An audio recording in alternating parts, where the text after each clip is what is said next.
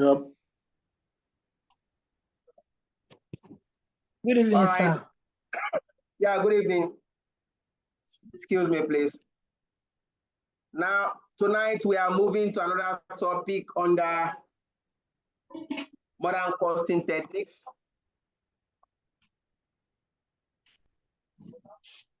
A quick recap of our last class.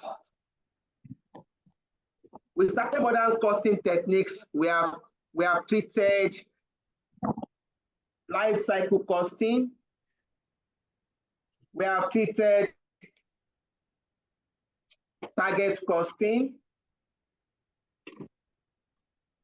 We explained that modern costing system, as opposed to the traditional costing system, is to try and correct some of the deficiency of the traditional method of costing. Under the traditional costing method, we have marginal costing.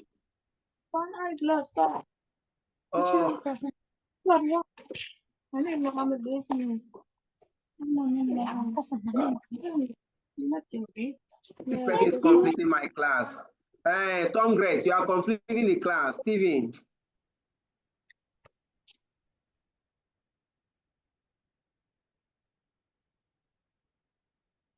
All right. Under the modern costing system, we said the objective of modern costing system is to try to correct some of the deficiency of the traditional method of costing. What are these traditional method of costing? We have the absorption costing method. We have the marginal costing method. Now, under modern costing, we have looked at life cycle costing. We have looked at target costing.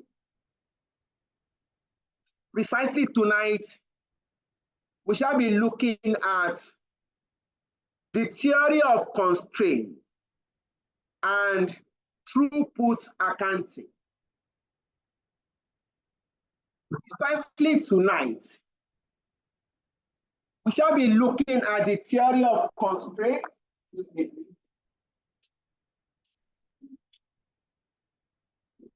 1 minute, please.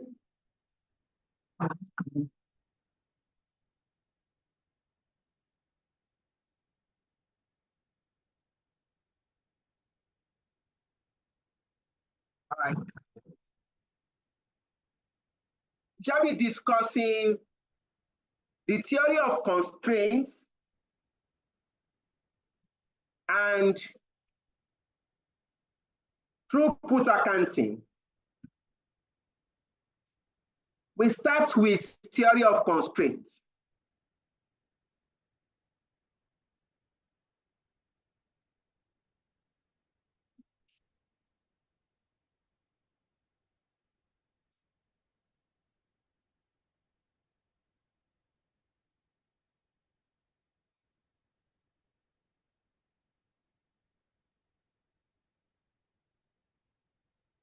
But I'm trying to enable my system for charging, sorry. Okay. Now, the theory of constraints. Before we go into detailed explanation, if you look at business life, individual life, certain things will serve as a limitation to achieving your goal. If you look at it from the micro setting, as an individual,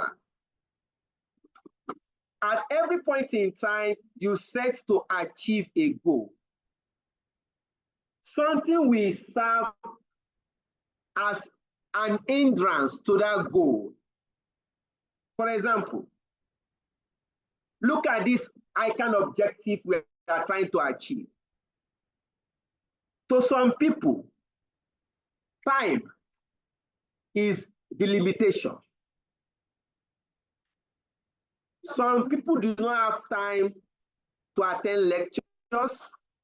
They don't have time to study. And because of this time, it's affecting their ICANN objective dream. To some, is finance. Some are willing to write exams. They don't have the finance to fund the projects. What am I trying to say? At every point in time, a business organization try to pursue an objective.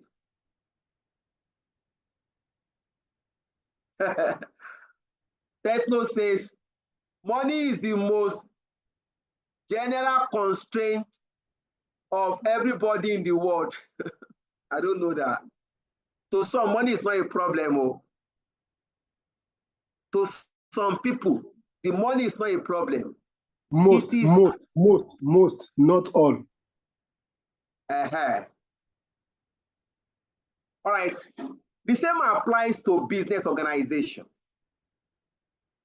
Business organization want to make more profits. They want to maximize, they want to be making all profits. They want to make as much profit as possible. But something will serve as a limitation, as a bottleneck, or as a constraint to making more profits. At times, it might be the volume of sales. Look at equity professional. We have capacity, we have this on this online class. We have paid to accommodate 100 students. We have paid Zoom to be able to accommodate 100 students. But on this platform, I only have 22 students enrolling. That means we can accommodate 100 students. But the number of enrollment, volume of sales is a constraint now. The more students we have, the more profit we are going to make. But on this platform, we only have 22 students that is on this platform tonight. That means the constraints to making more profit is the volume, is the number of students. Chineye, please, can you mute?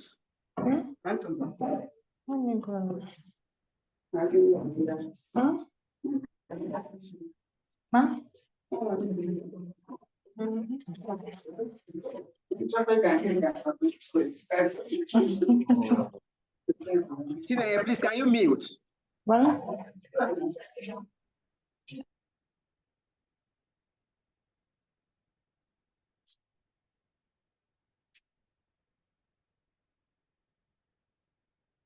That means what is limiting equity for making more profit is the number of enrollments. That will now take us to the theory of constraints.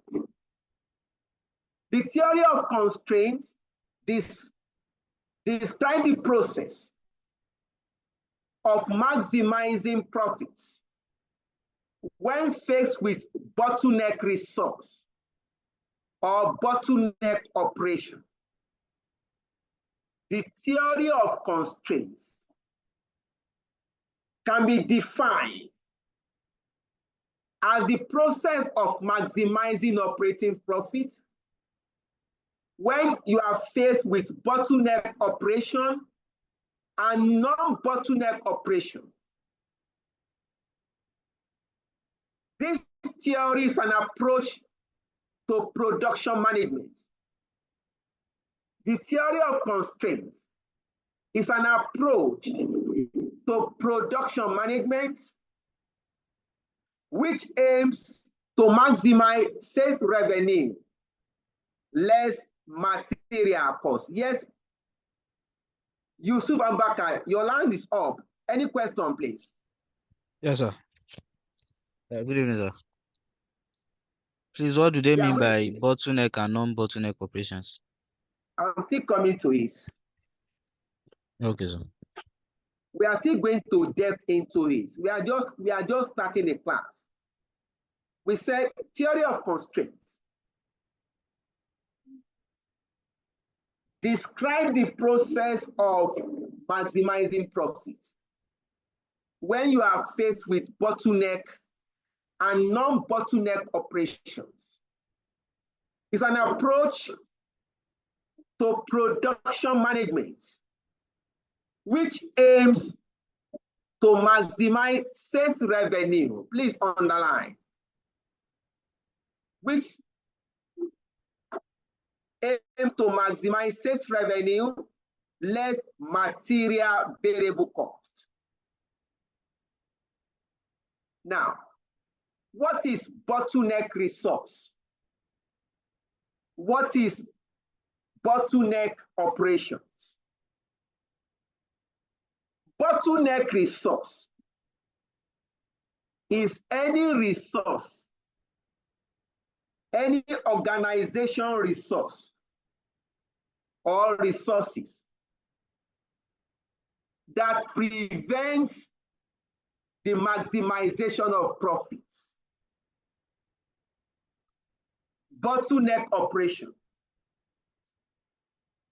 Any organizational resource or resources that prevents the company from making profit is called bottleneck. Non-bottleneck operations. All operations that will not limit company from making profits. They are regarded as non-bottleneck operations. For example, I mentioned sales volume. In most cases, company's profit is limited by sales volume. In most cases, company's profit is limited by the volume of sales. However, there could be other bottleneck resource. A good example is machine capacity. Please remember we said bottleneck resource is any activity or resource that will limit a company from making profits. A good example is machine capacity. Let us assume that our company is into production. We manufacture and sell products. And our machine capacity can only accommodate 100,000 units of a product. Our machine capacity can only accommodate 100,000 units of a product. We now receive a request. We receive a request for 150,000 units.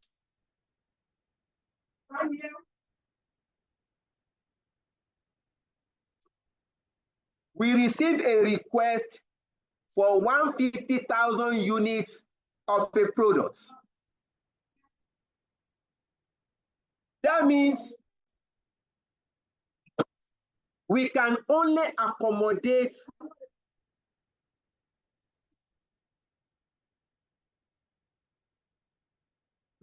our machine can only accommodate 100,000 units. Now, we have gotten an order. Customer demanding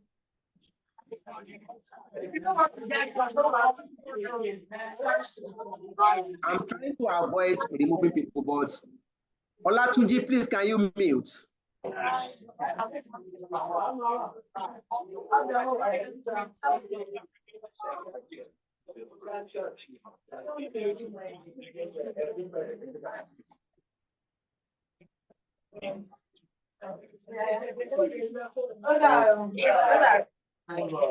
Olatunji, please, can you mute? Who is this person now?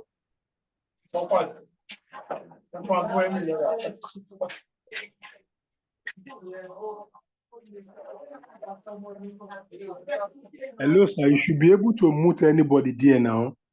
Please.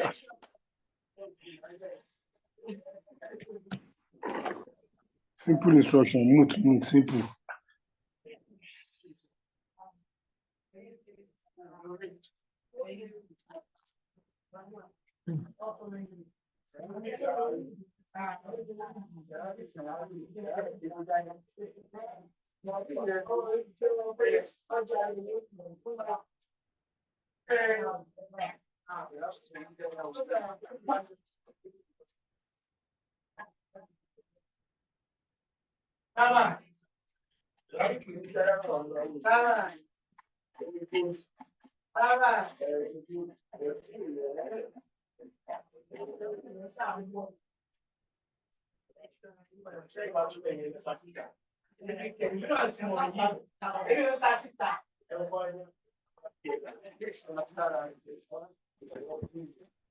Who be this person now?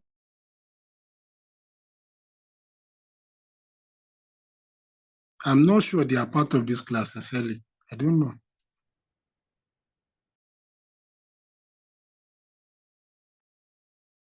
You don't know why they want to discuss. That's when they will unmute themselves. Okay. No, he has even left. Hello. Sorry, what are we waiting for? Hello. Hello? I think Hello, Ashwagi is trying to contact somebody else. So that's why I just... Okay, no problem. I just saw that everywhere is muted. It's silent.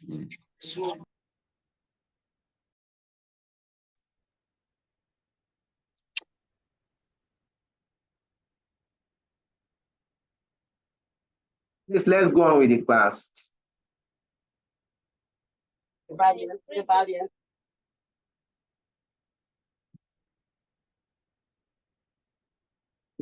I'm trying to... You can take your time and do what you want to do. We wait for you. No, I'm even... Please, let's check our this thing. It is the chief host that can delete anybody. I will have deleted this guy that is taking the class back. Let's go on with the class.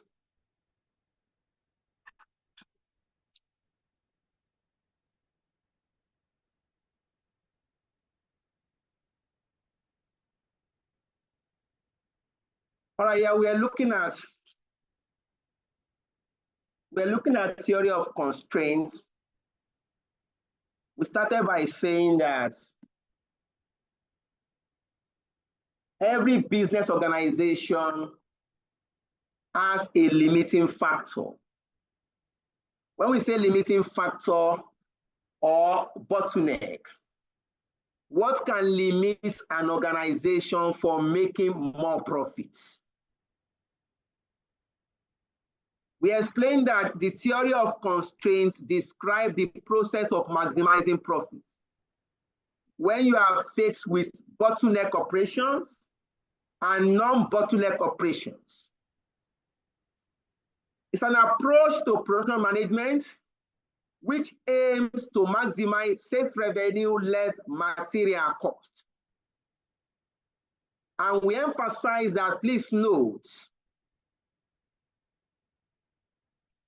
theory of constraints intend to maximize revenue, sales revenue less material variable cost. We explain bottleneck as a binding constraint. That constraint that limits an organization from making more profits. And we try to explain this with illustration. That in most cases, companies is constrained or companies are constrained by the volume of sales. We use the example of equity professionals that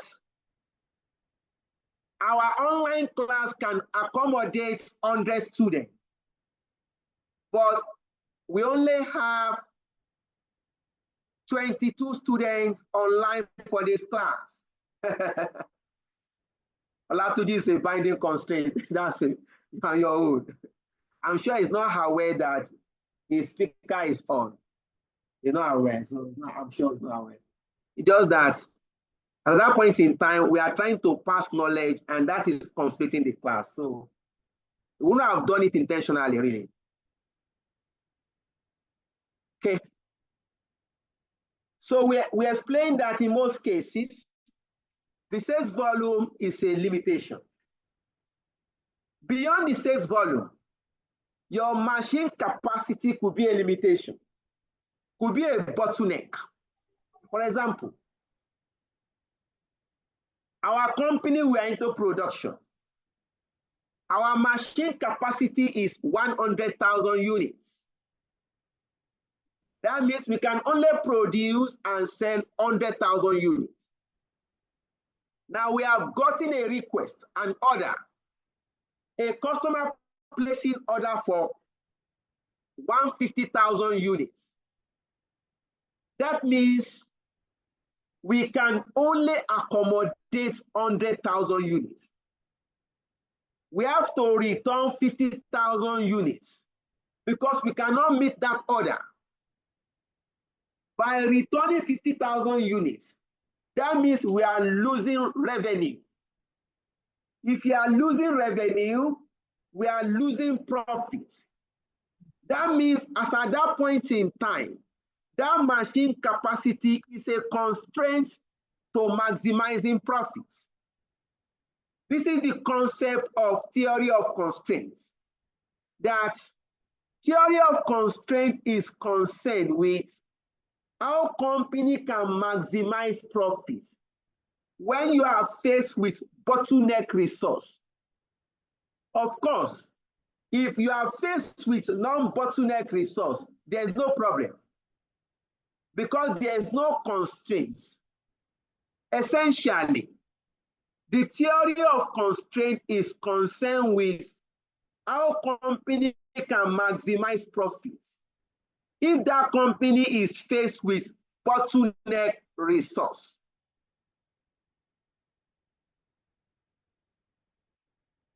First is the company must identify the system bottleneck.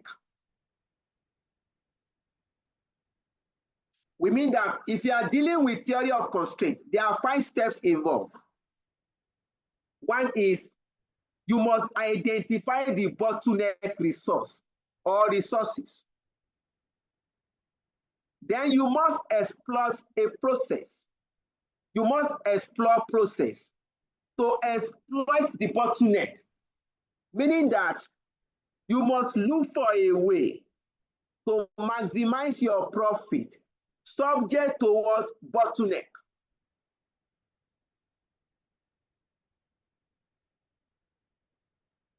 We are going to subordinate all processes to the bottleneck resource. What it means is that our machine capacity can only do 100,000. Therefore, all our processes will be limited to 100,000. Then we are going to elevate system bottleneck. It means that we have identified that machine capacity is our bottleneck. How do we resolve this problem? You can't tell your customer that if you have gotten order for 100,000 units, look at it. If you are getting requests for 100,000 units, you are aware that, sorry, you have gotten requests for 150,000 units, and you are aware that you can only produce 100,000. You may not tell the customer that you can only do 100,000. You don't need to tell the customer that I can only produce 100,000. No. What you simply do is you now go back. How am I going to elevate this bottleneck resource? Should I buy more machine, or should I contact another company? Another company that can help me produce 50,000 while I do 100,000. The customer is not aware. For example, I've gotten a bottled water factory, and my machine can only produce 100,000 bottled water. I've got a request from my customer. My customer is demanding for 150,000 bottled water. I don't need to tell my customer that I can only do 100,000. What I will simply do is that I will get the request. I will now contact another bottled water company to help me produce 50. I'm going to now pay. What am I trying to do? I'm trying to elevate system bottleneck. Because I don't want if I tell my customer that I should go to another company with 50, that means I'm pushing my customer to other companies. That would be risky. What we are trying to say is that you are going to try to elevate system bottleneck. How do you remove system bottleneck?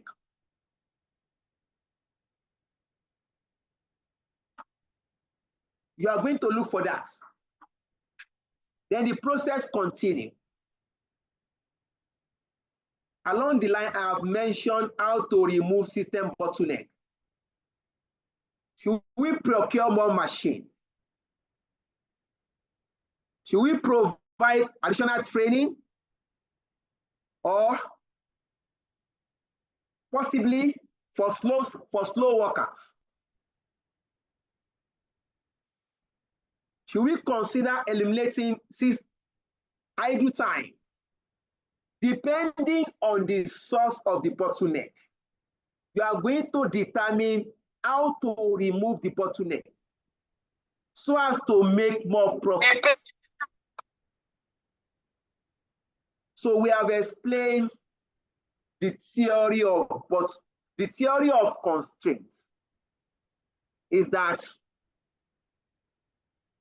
we are going to try. This theory is about maximizing profit when there is a bottleneck resource. From that theory of constraint, we now move to throughput accounting. From the theory of constraint, we move to throughput accounting. The concept of throughput accounting. Okay, Olakunle, your hand is up. Yes, sir. Good evening, sir. Yes, Kule. Sir, I want to know what is the difference between this theory of constraint and limiting factor under optimal product mix? We are still coming to it.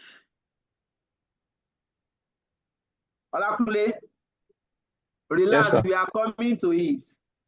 We are going to bring all the concepts together by God's grace tonight. All right. The concept of throughput accounting has been developed from the theory of constraints. Let me take that. Where is Joy? Is he online? Apology. Oh, she's always online. That's what I'm asking. Oh, I did Joy is Yes, online sir. too. Yeah. Okay, I know that I will have heard your voice now. All right, please, you can mute. No, there are some people that they are always regular online.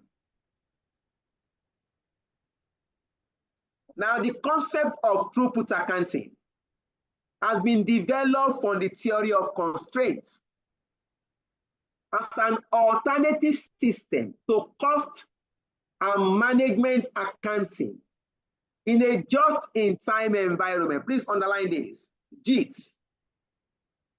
just-in-time environment. The first point is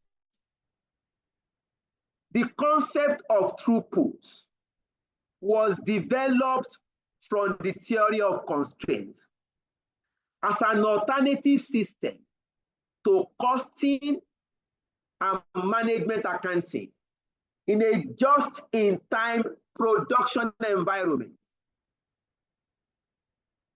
Throughput accounting is an approach to costing. It's an approach to cost accounting which is largely sympathetic with JIT philosophy. What is just-in-time philosophy? It's assumed that just in time, company will only go into production if there is demand. We don't produce goods to keep in our warehouse. The objective of production is not to maintain output in the warehouse, but we are going to produce to meet demand, meaning that production will take place when there is demand. We call it demand pull production. All storage or all stocks is assumed to be maintained at the minimum level. Throughput accounting is one of the modern costing techniques that focuses. Throughput accounting is one of the modern costing techniques that focuses on the maximization of throughput return. Your throughput return is calculated as sales minus material cost. Throughput is calculated as sales less material cost. This method assumes that material cost is the only variable element of cost. Please note, under throughput accounting, it is assumed that material is the only variable cost. All other costs are assumed to be fixed in nature. If you are dealing with throughputs, the same thing applies. If you are dealing with the theory of constraints, it is assumed that material cost is the only variable cost. All other costs will be assumed to be fixed.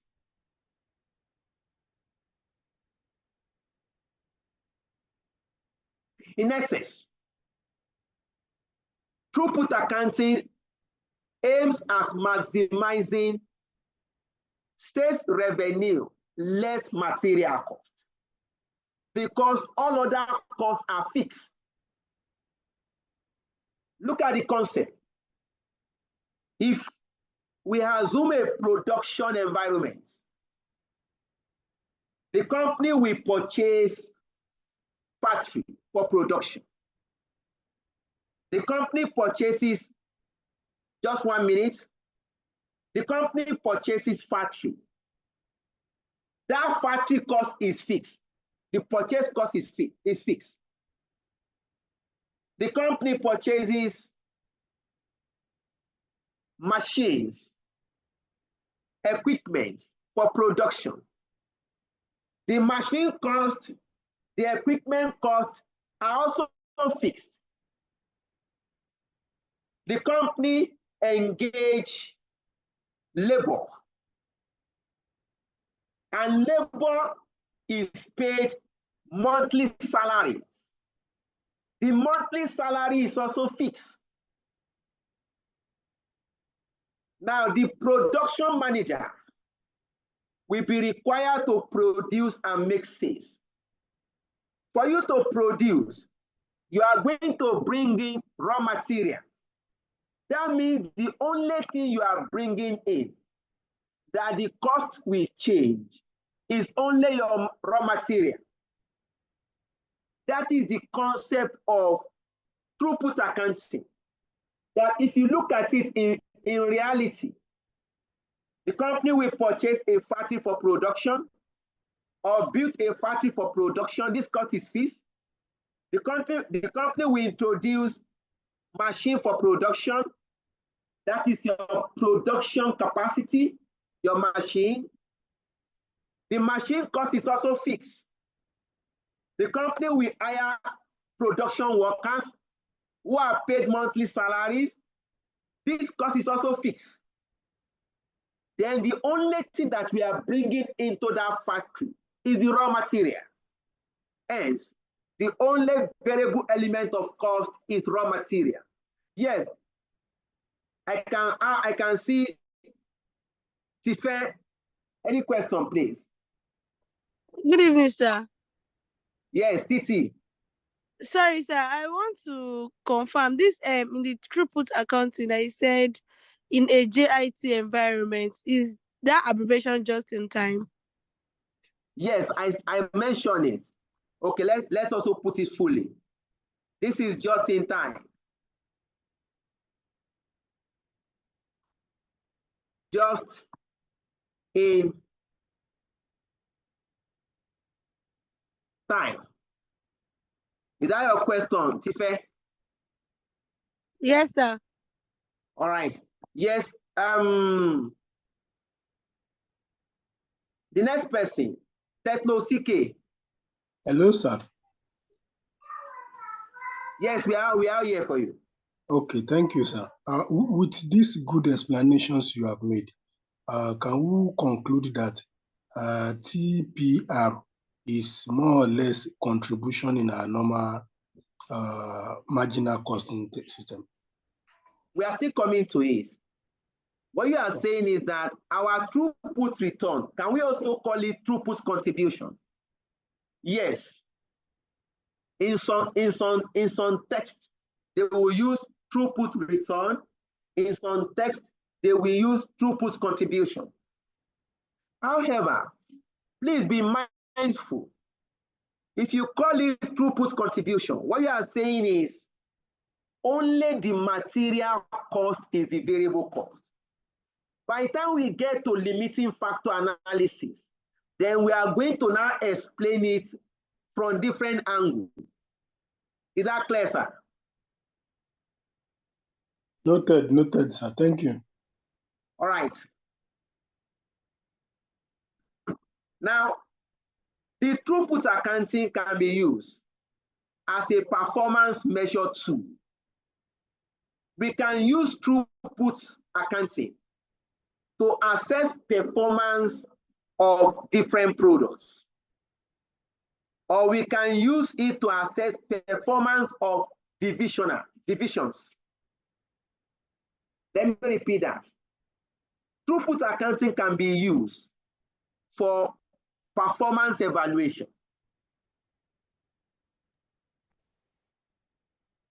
It can also be used for decision making. First, the performance measure in throughput accounting are based around the concept that only direct materials are classified as variable cost.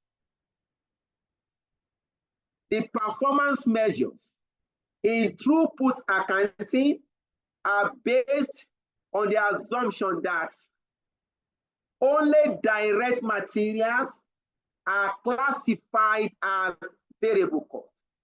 Now let's look at the performance measure. Our throughput is calculated as sales revenue less material cost. Please note that. You can also call it throughput return or throughput contribution. Number 2, total factory cost. Our total factory cost is equal to all production costs except material cost. Please note that all production costs incurred are fixed except material cost. So our total factory cost equals all production costs with the exclusion of material cost. Number 3, return per factory hour. It should be factory hour, not factor hour. That is throughput return per factory hour. Our throughput return, you can also call it throughput return per factory hour, is calculated as your throughput divided by time taken in bottleneck resource or of bottleneck resource. The time taken in bottleneck. So if you have to calculate throughput return per factory hour, you are going to get the throughput return, then you are going to determine the time taken in bottleneck, your bottleneck resource. Number 4, that is required, total factory cost per factory hour. We call it cost. Normally, we don't even put this in some cases. At times, we call it cost per factory hour. Total factory cost per factory hour. But let me know this. It's taking too long to. I'll just take it as cost per factory hour. It's taking too long. Your cost per factory hour is equal to total factory cost divided by total time available in bottleneck resource. Total time available in bottleneck resource. Then lastly, throughput accounting ratio. Throughput accounting ratio is calculated as return per factory hour divided by cost per factory hour. Please note, you are going to require the 5. At any point in time, the examiner says calculate throughput accounting ratio. You are going to require these 5 to achieve the final results. We can use this to measure performance.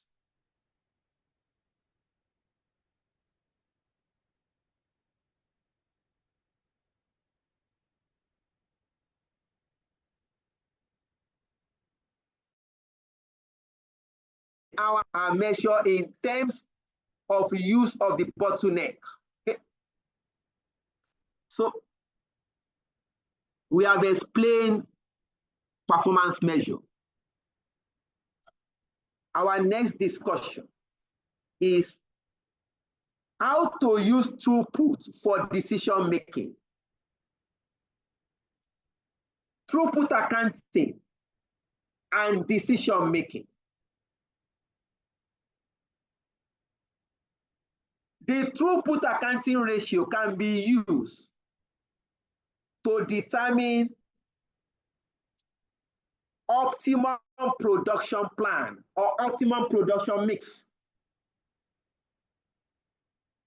Your throughput accounting ratio can be used to determine optimum production mix when faced with a bottleneck resource.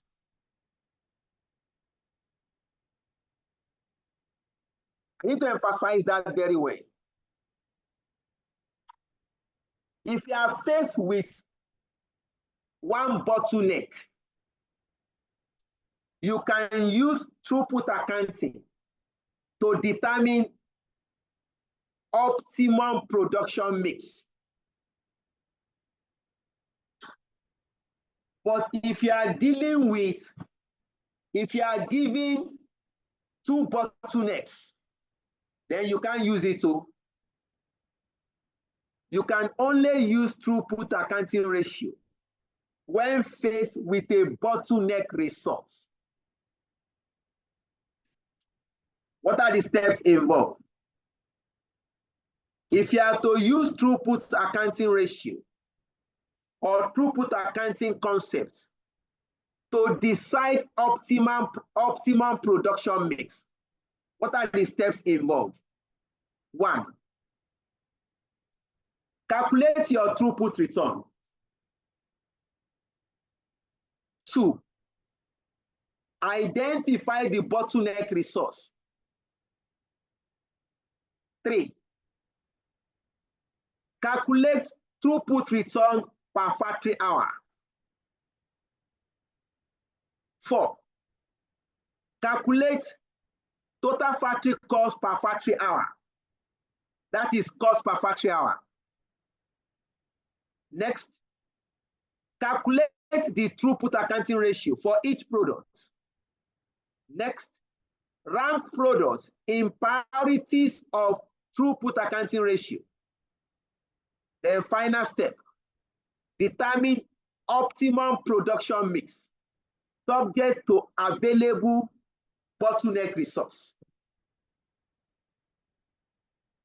These are the steps involved if you are to use throughput to determine optimum production mix. Now, the question that we kept pending. If you look at the explanation, there's relationship between throughput accounting and limiting factor analysis.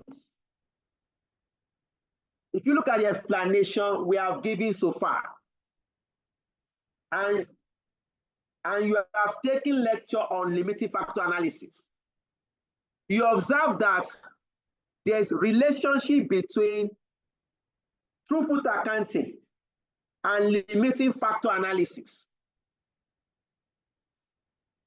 Limiting factor uses marginal costing concept. Limiting factor analysis uses the marginal costing principles to determine optimum production mix where there is a limiting factor. Shall I take that again? Limiting factor analysis uses marginal costing principles to determine optimum production mix, provided there's a single limiting factor. In this case, if you are to use limiting factor analysis to determine optimum production mix,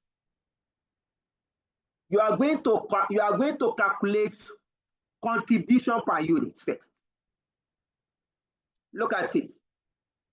In limiting factor analysis, we calculate contribution per unit first for each product. Then we are going to determine the limiting factor. We now calculate contribution per unit of the limiting factor.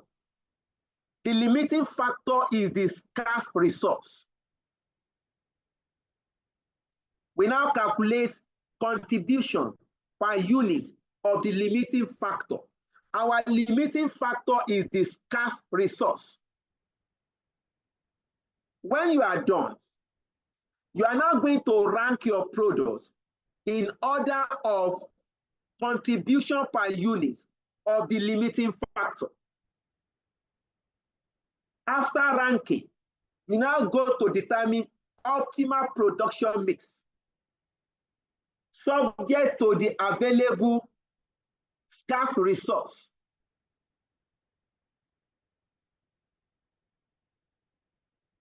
These are the steps involved when dealing with limiting factor analysis. Now, you observe that I was trying to stress that if you must have only one limitation. The limiting factor must be single. If the question says two limiting factors, then we cannot use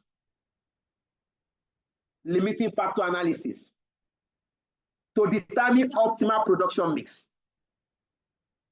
We cannot use the theory of throughput to determine optimal production mix.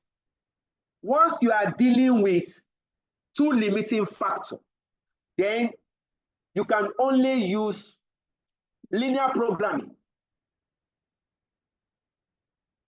Linear programming will take care of two limiting factors. I'm not sure you have gotten to that, but the one will take you.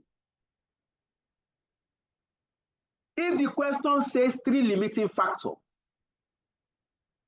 you cannot use linear programming again,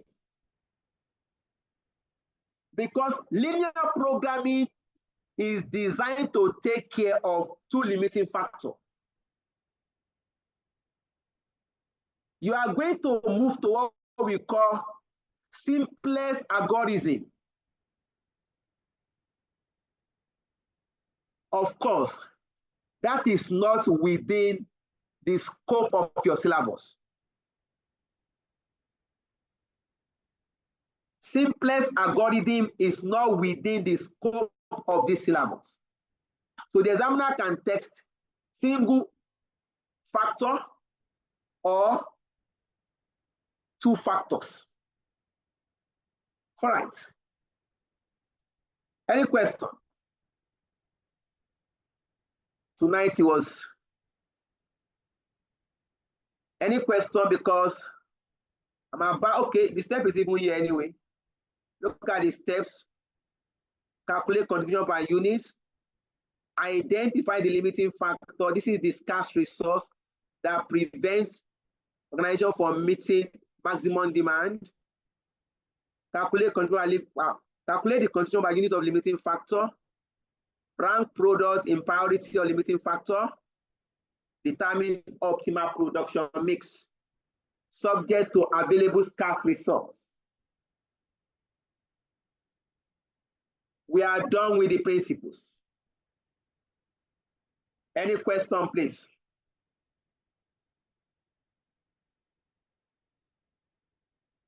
Olakule, I hope I have addressed your concern. So Yes, I have a sir. question. So, yes, your question, please. I think Joy, Abby. No, it's not Joy. Oh, sorry. Yes, sir. The limitations of throughput accounting ratio, I don't get it. I don't understand. Like, what is the particular limitation? Are you asking that the disadvantages or what? Yes, sir. Is it Okay, we just can see. is it just scarce resources? So we need to try to explain that your question. Are you asking of the disadvantages of throughput, or what are other limiting factors? Yes, at the limitation of throughput accounting ratio, like the throughput accounting ratios, like what are the limitations? Okay, I will answer from two perspectives. First is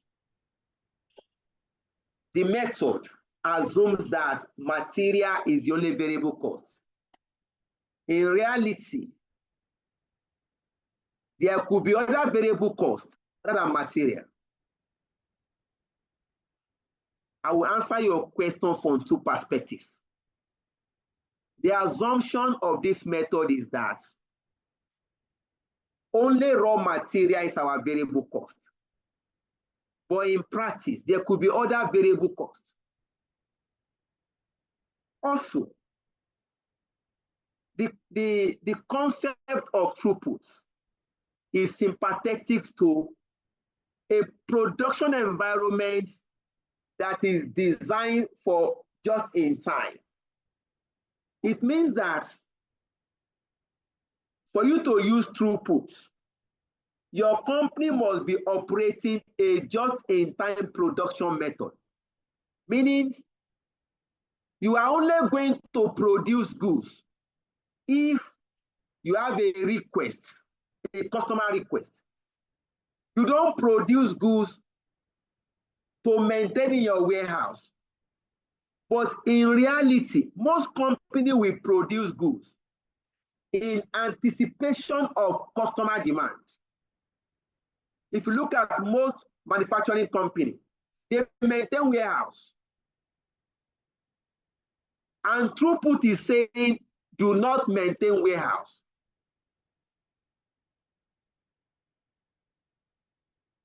Is that clear, please? That means the assumption on which the model is developed, on which the theory is developed, is actually faulty. Look at most production companies around us. They will always maintain inventory. And throughput is saying, do not maintain inventory, because the throughput accounting costing is based on the philosophy that the company will pursue just in time. That's a limitation. It cannot be applied to most production environments. Not applicable. Once you maintain inventory, you are going to incur cost. And that cost will reduce your profits. That means something is reducing, maximizing profits, which is not accommodated under throughput accounting ratio. Is that clear, please? That is one perspective. Yes. Now, I can go to another perspective now. What are limitations? It is not only machine capacity.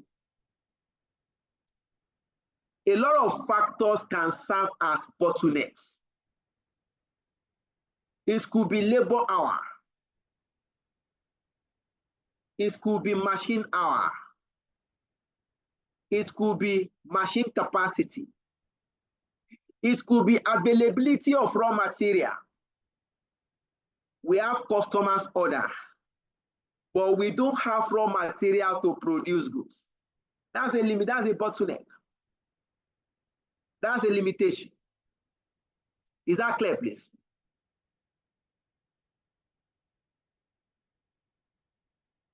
Yes, it is clear. Thank you very much. I'm trying to be careful with that. All right.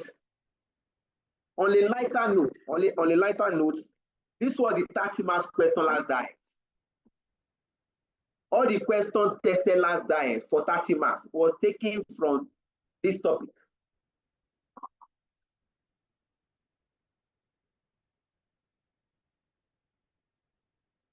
All right, let's look at question 1.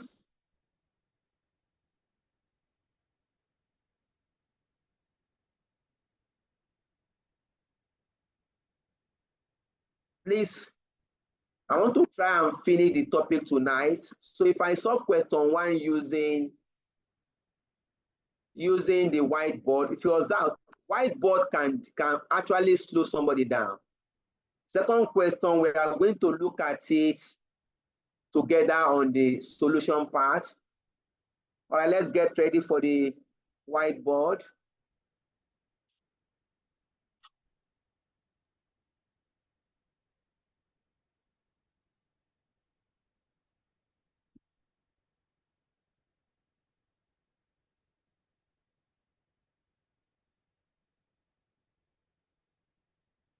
All right, please confirm you can see my whiteboard being shared. Not yet, sir. Not You can yet, see. sir. Not yet, though. All right, I'm sure you can see it now. Yeah. Yeah. No. Yes, sir. All right, let's go to question 1.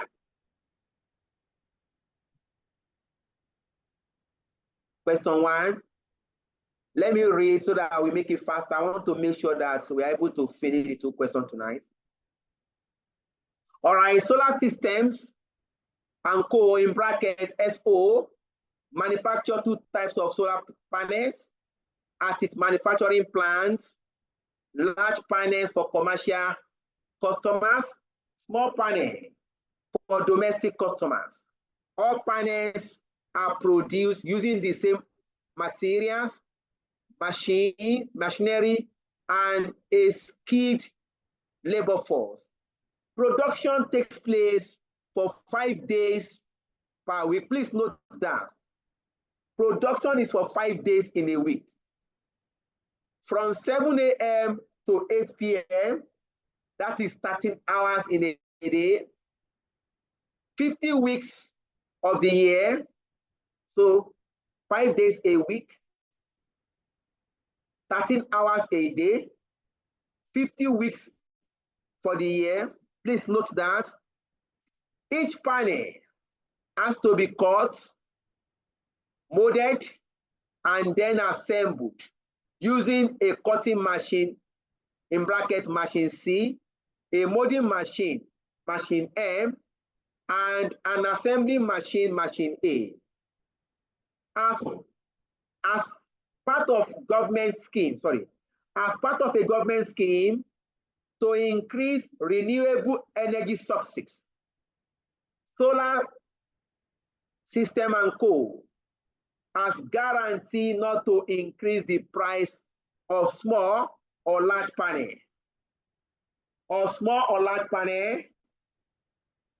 for the next 3 years. Please note that selling price will not be increased.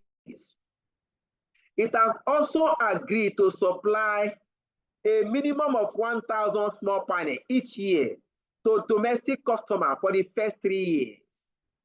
For this 3 years period, meaning that regardless of what happens, the company must produce at least 1,000 units of small panel. Okay. Next paragraph. Due to poor productivity levels, late orders, and declining profits over recent years, the finance director has suggested the introduction of throughput accounting within the organization, together with just-in-time system of production. You can see it. Throughput flow with just-in-time. Material costs and selling prices for each type of products, for each type of panel are shown below. We have the selling price per unit of panel, large and small. You have the material cost also given. Total factory cost, which include cost of labor and other factory overhead. at 12 million. Next paragraph. Out of the 13 hours available for production each day,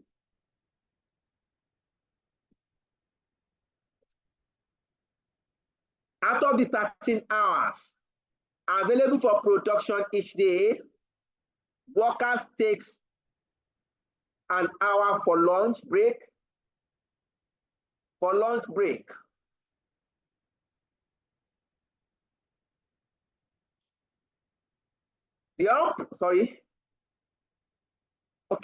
for the remaining 12 hours, machine C is utilized 85% of the time, and machine M and A are utilized 90% of the time. Please note that.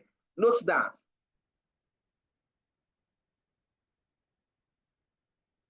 The unproductive time arises either as a result of routine maintenance or because of staff absenteeism,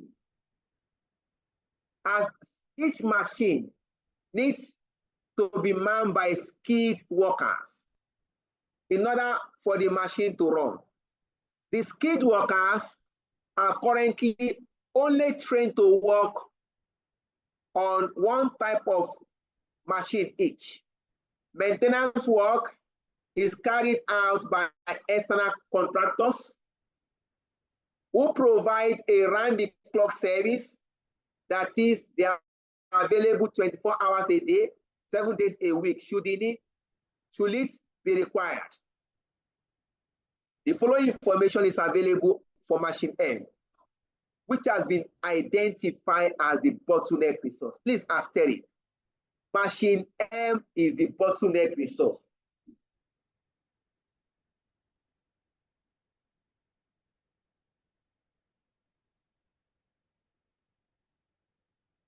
Please asterisk or underline, whatever one you want to do, that will make you to remember. Machine M has been identified as the bottleneck resource. Large panel, small panel. For machine M to produce large panel require 1.4 hours. For small panel require 0.6 hours. Next. There is currently plenty of spare capacity on machines C and A. That means machine C and A is not a bottleneck. We only have one bottleneck here, machine M. Maximum annual demand for large panels and small panel is 1,800 and 1,700 units respectively. Before I go out of here, because machine M is a bottleneck, definitely the company cannot meet all the maximum demand. There's a bottleneck. All right. Requirement A.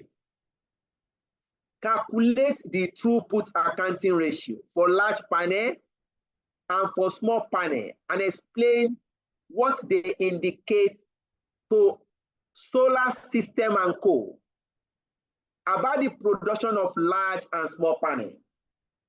Let's start with that first. The question says calculate throughput accounting ratio.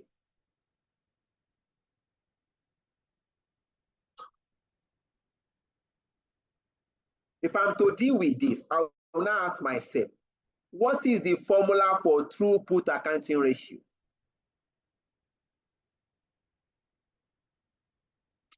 Are we there, please? I want to calculate throughput accounting ratio.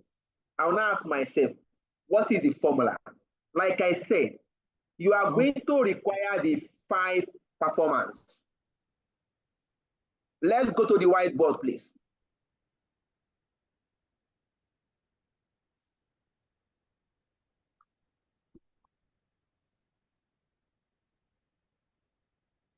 I move to our whiteboard. Let's deal with this.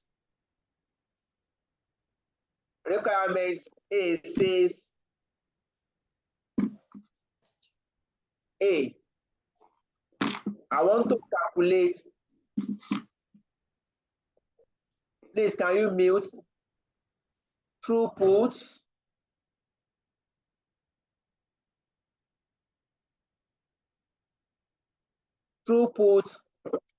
accounting ratio.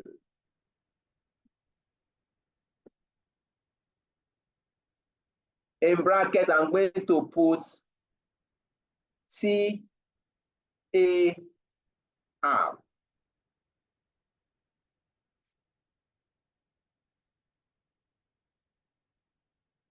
I will open my working. I have two products.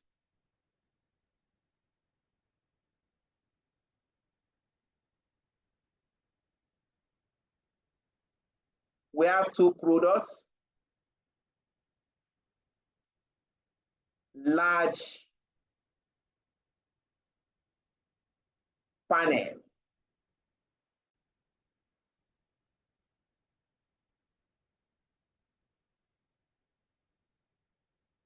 We have large panel and I have small panel.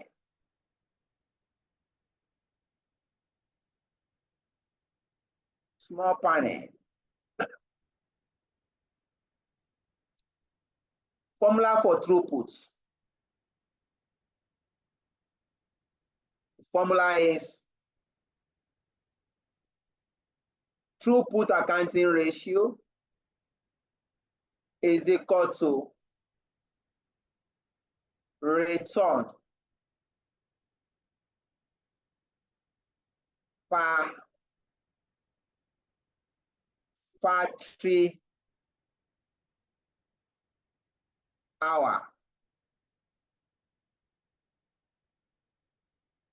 divided by cost per factory hour.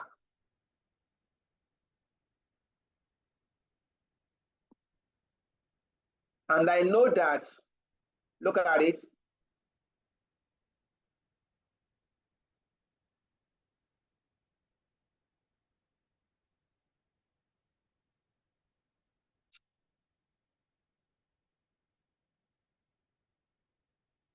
return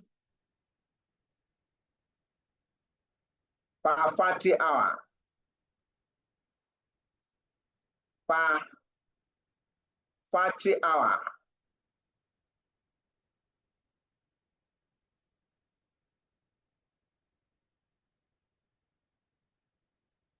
is equal to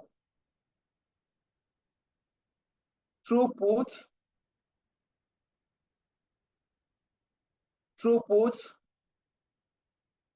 return divided by time taken in bottleneck.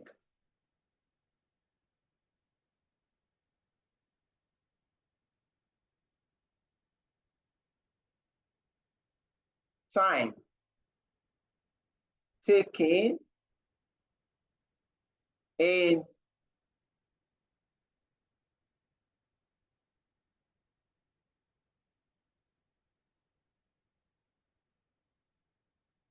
bottleneck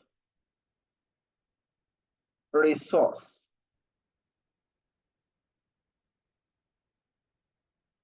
Bottleneck resource.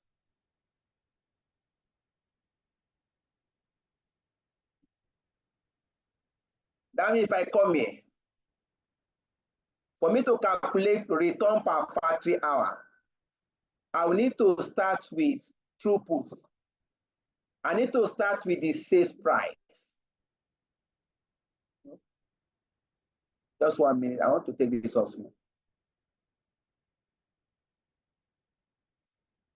I need to start with the sales price. Sales price. Go to the question. What is selling price? Selling price for large panel, how much? 12,600. I'll pick.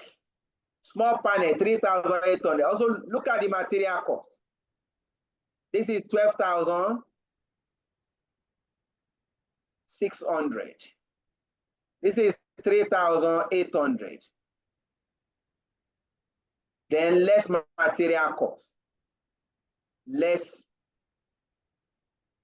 material cost. What is material cost? 4,300. 1,160. 43. 1,160. Please guess your throughput return, please. 8,300 for large panel. Our return is just to save time. 8,300. Then how much here? 2,640. You have gotten this aspect.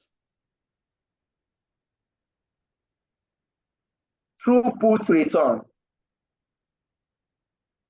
I've just picked return to save time. Next, I will now bring time in bottleneck. Time in bottleneck.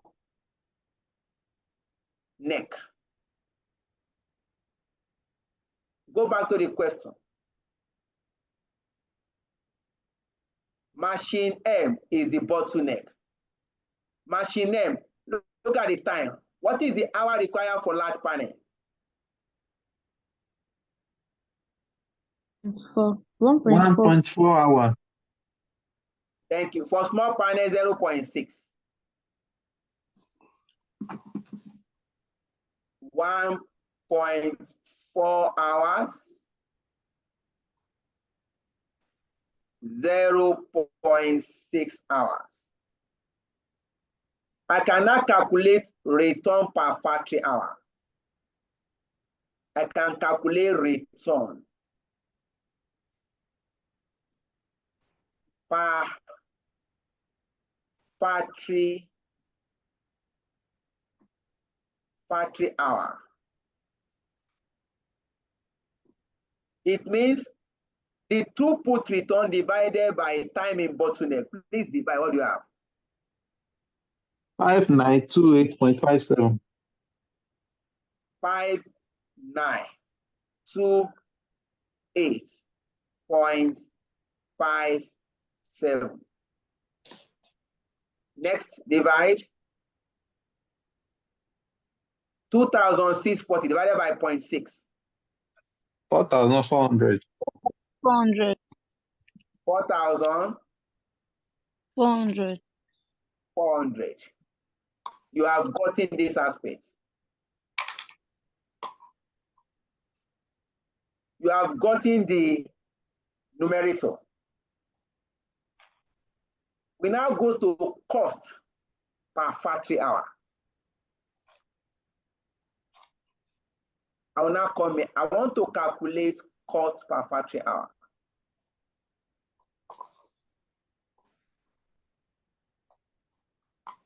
Undo. I'm going to come here. I will now come here. Cost per factory hour.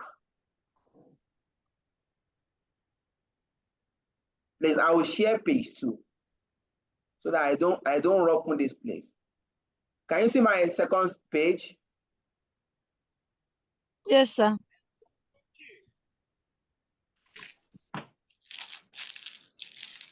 I will now come here. My working.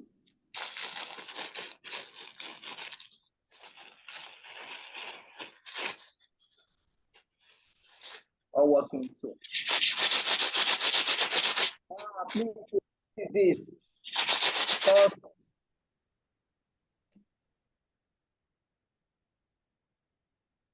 per factory hours. This is equal to total factory cost divided by total time. Total time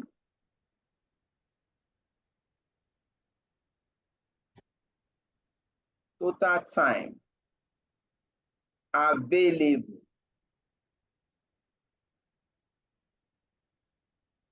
in bottleneck resource. Okay, let's go to the question. What is total factory cost? Look at it. Total factory cost, which include the cost of labor and other factory overhead, are 12 million. You can pick that straight, right? Total factory cost, total factory cost is equal to 12 million.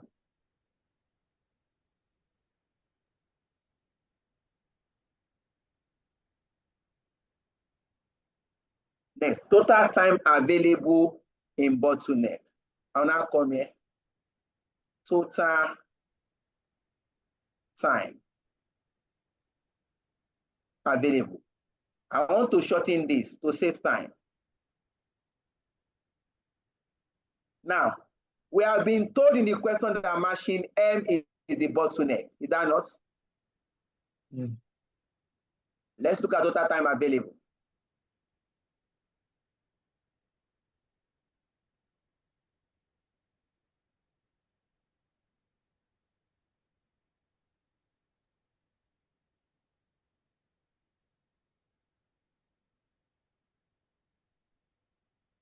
Look at the time, or look at it.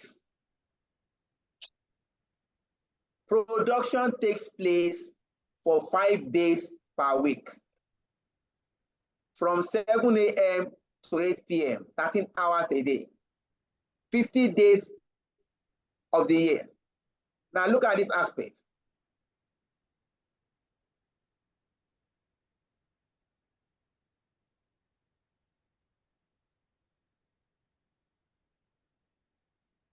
Out of the 13 hours available for production each day, workers take a 1 hour lunch break.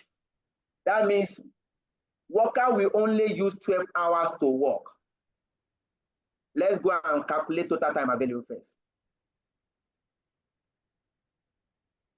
In a day, worker will work for 12 hours. Is that not? Yes, sir. Yes. 12 hours. How many days make a week in this company? 5 days. 5 days. 5 days a week. That means in a week, worker will have used how many hours? 60. 60 hours. Okay. How many weeks make 1 year in this company? 50 weeks. 50 weeks. Multiply by 50. That's 3,000. That means 3,000. Abi? Yes, sir. Yes, sir. 3,000 hours. Okay. Let's go back again. There's one more point to resolve. Look at it. For the remaining 12 hours, machine C is utilized 85% of the time. Our problem is not machine C. Our Yes. problem is machine M. Machine M and machine A are utilized 90% of the time. Now look at it. Out of these 3,000 hours, how many times is machine M available? 90%. 90%. So that's 2007. Machine M. Machine M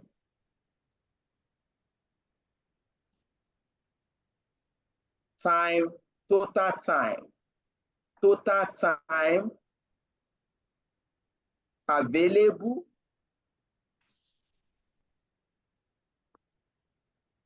is equal to 90% of the time. The time is 3 hours, 3,000 hours. This is equal to 2,700. 2,700. This is the total time available in bottleneck for machine M. The question says, the unproductive time arises either as a result of routine maintenance or because of staff absenteeism.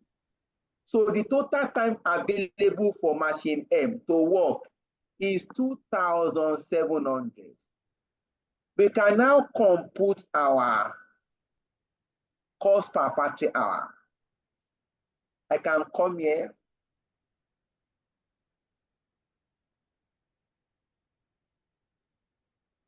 Based on the work, I can do like this: cost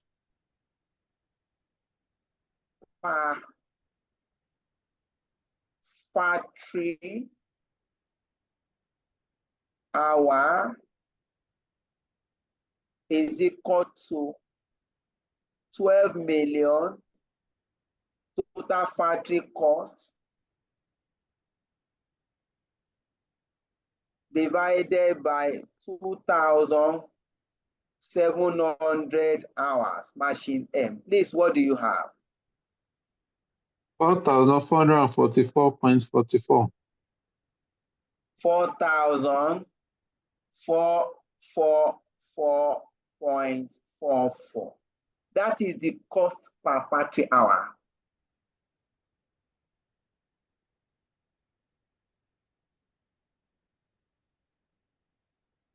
Once you have gotten this, you can go back to page 1 now.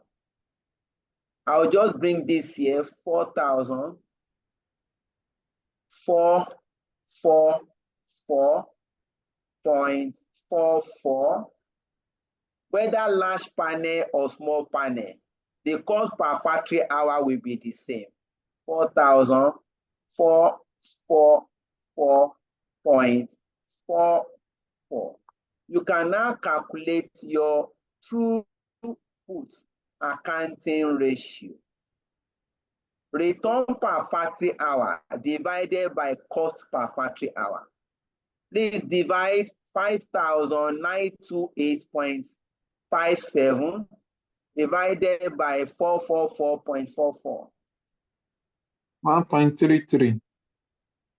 This is 1.33. This is 0.99. You are done with just now to put your notes.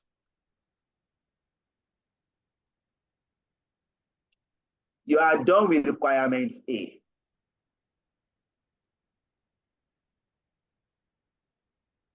You are done with requirement A. What is next is to explain what we have calculated.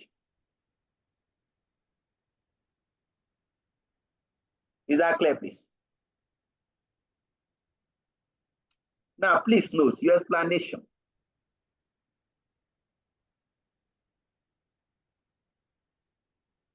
If the cost, if the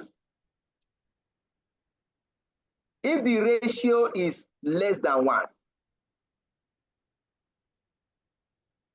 If the ratio is less than 1, it's an indication that that product is not profitable.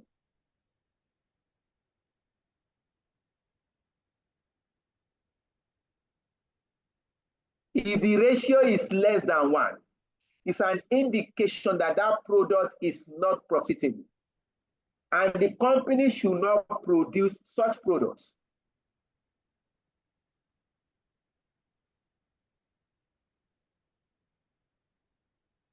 The explanation is available in your material. But I'm trying to give you a background to it.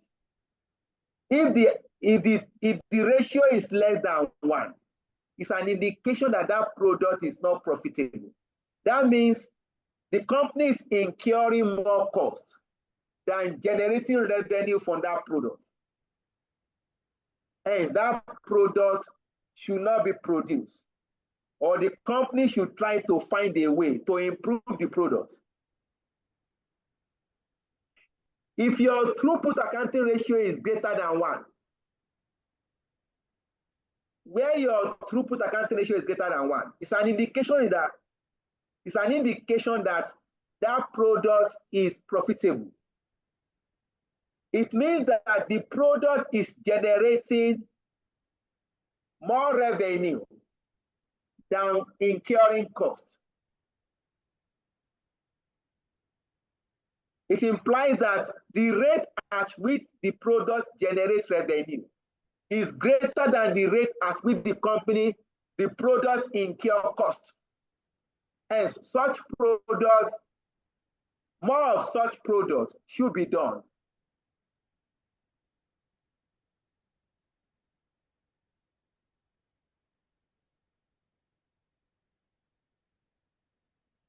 We are done with the A part. Any question, please? You can see now, we have used the throughput accounting ratio to determine the performance of the products. We have used the throughput accounting ratio to determine the profitability performance of each product. Is that clear, please? Any question?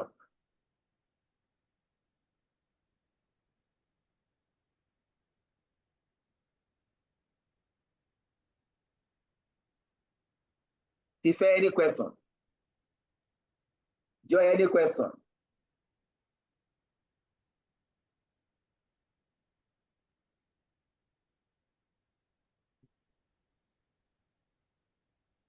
Okay, no question. If there's no question, we'll move to the B part.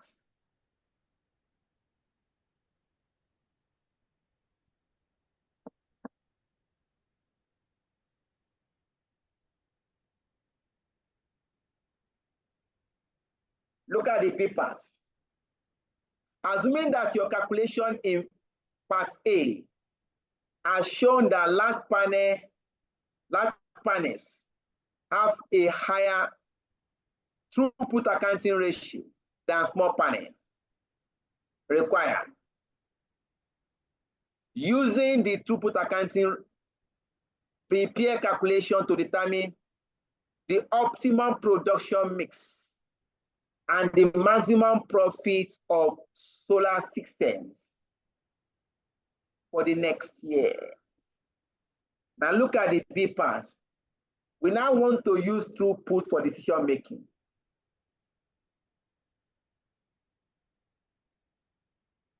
We want to use throughput for decision making. Now, what is the optimum production mix now?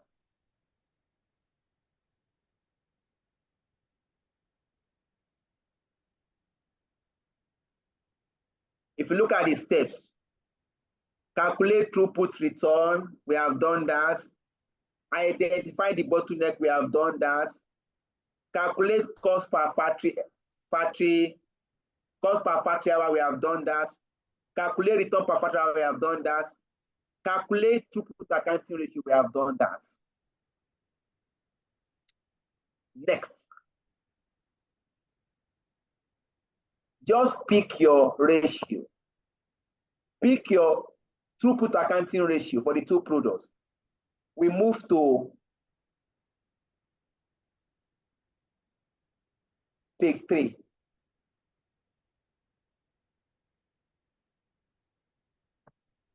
You want to wait, sir?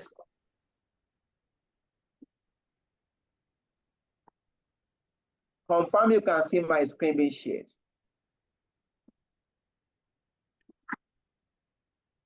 Hello?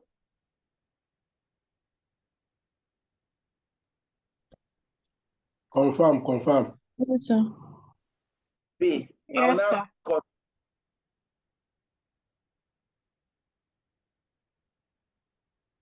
Using throughput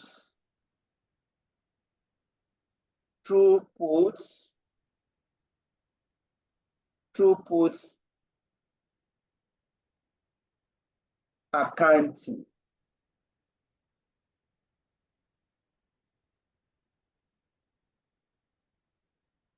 For optimum production mix. Okay. Take your products, you have large panel. You have small panel. Pick your ratio. The calculated throughput accounting ratio. This is 1.33. This is 0.99. Next, rank. Large panel will give us profits more. Ranking. I will start with this first. Then this will be second. You have done your ranking. Next. Determine optimum production mix. Optimum production mix. Subject to what is the available machine M hour? Machine M hour is 2,700 hours. Is that not, please? Yes, sir. Yes, sir. That is the bottleneck, subject to the bottleneck resource. This is equal to 2,700 hours. Now, from what we explained, ordinarily we are not supposed to produce small panel because small panel is not giving us profits. Are we listening, please? Yes, sir. Yes, sir. Ordinarily, we are supposed to start with large panel. But for the question, there's a condition.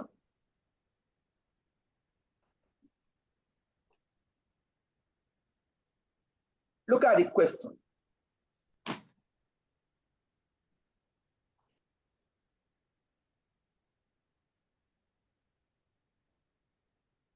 Now look at this paragraph. Okay, look at this paragraph, paragraph 2. As part of a government scheme to increase renewable energy sources, Solar System and Co. has guaranteed not to increase the price of small or large panel for the next 3 years. It has also agreed to supply a minimum of 1,000 small panels. Can you see? Hello? Yeah. Hi. Yeah. Can you see that? Can you see that statement? The company has given a promise that we are going to supply 1,000, minimum of 1,000 small panel. That's the So commitment. ordinarily, we are not supposed to produce small panel. But because of this condition, then we must meet the minimum requirement first.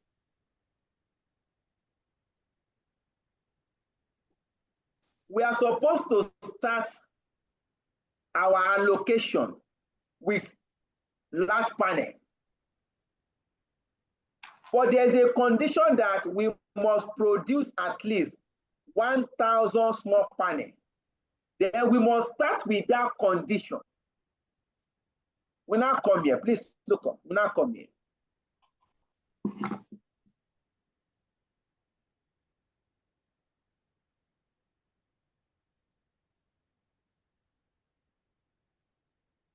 We now come here. I would like this. Available hours for production for machine M. Available machine M hours. You start with that. Machine M hours. We have 2,700. Then I want to produce minimum for machine small panel. Small panel. I want to produce that minimum first. Minimum small panel. I want to do 1,000 units. And you know that to produce small panel, look at it from the question. For machine M, we require how many hours per unit? 1.4. 0.6. 0.6 for small panel. Yeah. Can we see it? Yes, sir. If I'm now doing 1,000, I'm now saying, okay, multiply by 0.6. How many hours could I require for this minimum? 600. 600 hours. Out of 2,700, we are going to use 600 hours to produce small panel. We are left with what, please? 2,100. You are going to less this balance of difference between these two. Let me put in bracket because it's disturbing my life.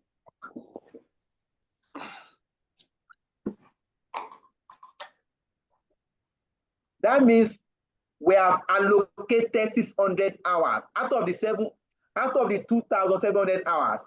We have allocated 600 hours to meet the minimum production of small panel.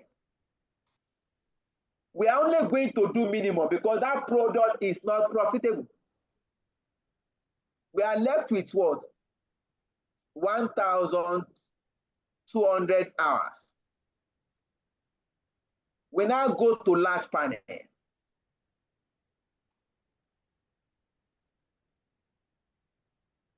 Large panel. What is the maximum demand for large panel? 1,800. Okay, 1,800. But to produce large panel, how many hours do I require per unit? 1.4. 1.4. I only have 2,000. If you multiply 1.4 by 1,800, it's more than our balance hour available.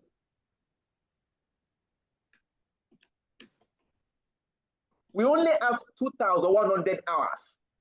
2,520. Good.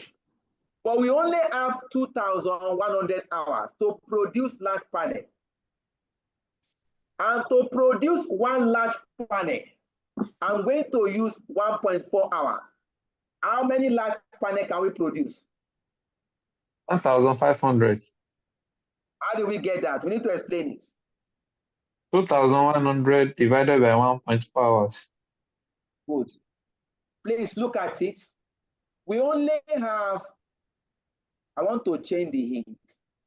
We only have, look at it here. We only have 2,100 hours for large panel.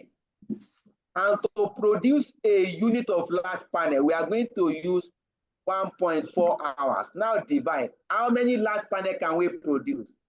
That will give you 1,500 unit of large panel. How that is clear to all? Yeah. Yes, sir. We can only produce 1,500 units. So if you come here now,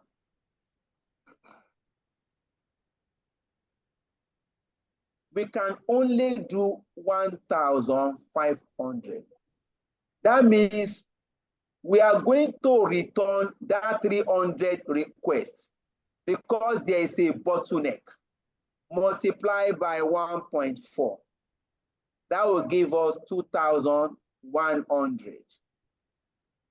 At the end of the day, the hour will become nil. Is that clear, please? Yes, sir. That means our optimal production. We are going to produce 1,000 small panel and 1,500 units of large panel. That will take me to page 3.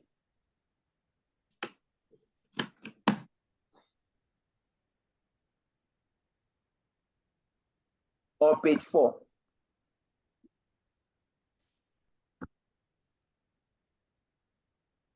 Hello, sir. Yes, ma'am. Why are we starting with the small panel? Because Okay, the ranking shows maybe you missed that part. Okay. We explain, don't worry. Maybe you missed that part. Let me quickly go to that aspect. Like I said, based on the ranking, we are not supposed to start with small panel. In fact, we are not supposed to even produce small panel. Because small panel, we have 0.99, which is less than 1. Which means that small panel is not profitable. We are not even making profit. We are just trying to cover our costs. But there's a condition here. Look at it. Look at paragraph 2. Look at it here. Let me highlight this place. Can you see it, please? It has also been agreed. Look at that. Let's last paragraph fully. As part of government scheme to increase renewable energy sources, solar system and co as guaranteed not to increase selling price, not to increase price of small or large panel for the next 3 years.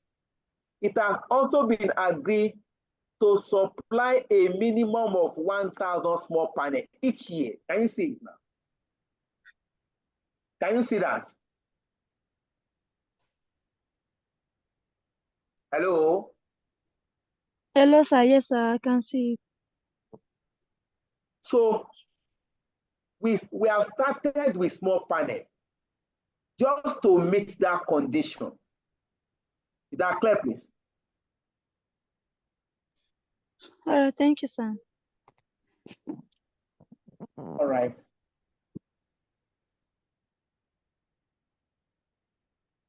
So we now move to, please confirm you can see my new board. Not yet.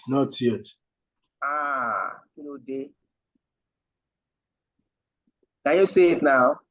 Not okay. Yeah. Okay. That's going to be my page 4. So I'm going to come here to round up our optimum production mix.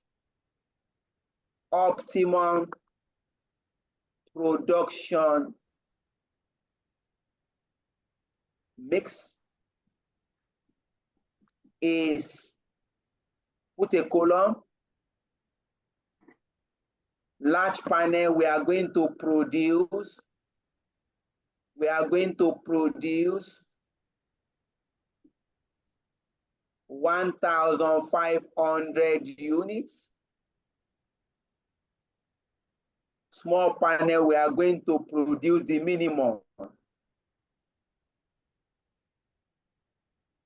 We are going to produce 1,000 units. This is the optimum production mix. And the maximum profits. The maximum profits. Maximum profits. Look at it. Come here. Our large panel. We are doing 1,500. Small panel. We are doing 1,000 units. What is throughput return per unit? Let's go to it. Go to your page. Our page. Look at this. For small panel, 99 kobo.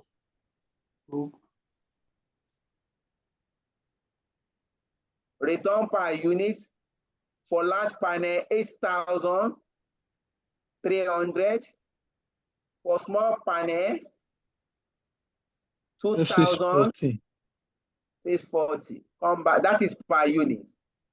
This is return per hour. You have to be careful. Okay, sir. This 5,928 is return per factory hour. Yeah. This is the return per unit. So you come here, multiply by 8,300,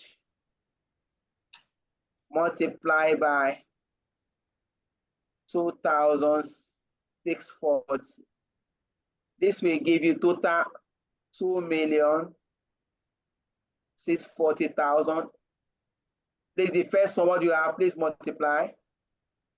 12,450,000. 12,450,000. Now you can sum your total throughput return. This is total throughput return. Total 15,090,000. Throughput. Let me take this off.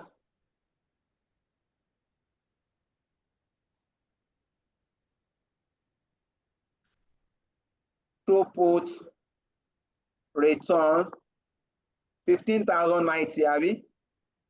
Yes, sir. 15,090,000. You can also call it throughput contribution, then less total factory cost. Less total factory cost. Total factory cost is 12 million. The maximum profit 3,090,000. You are done with the B parts.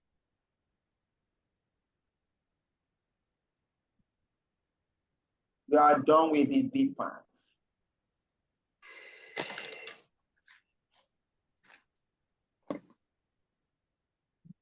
All right, the C part is theory.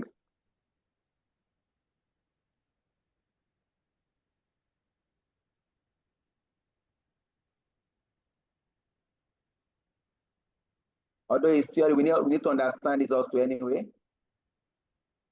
You can see says, assume there's no question, suggest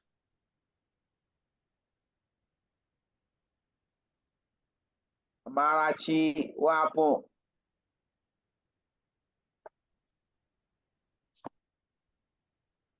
Suggest and discuss 3 ways in which solar system could try to increase its productive capacity production capacity and hence increase throughput in the next year without making any additional investment in machinery.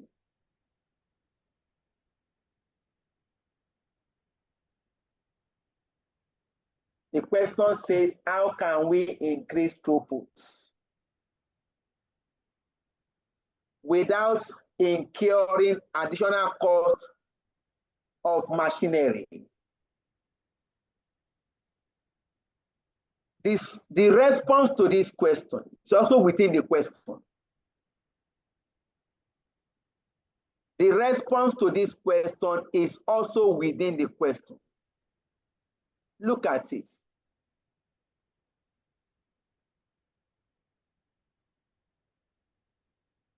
We have unproductive time due to routine machine maintenance or staff absenteeism.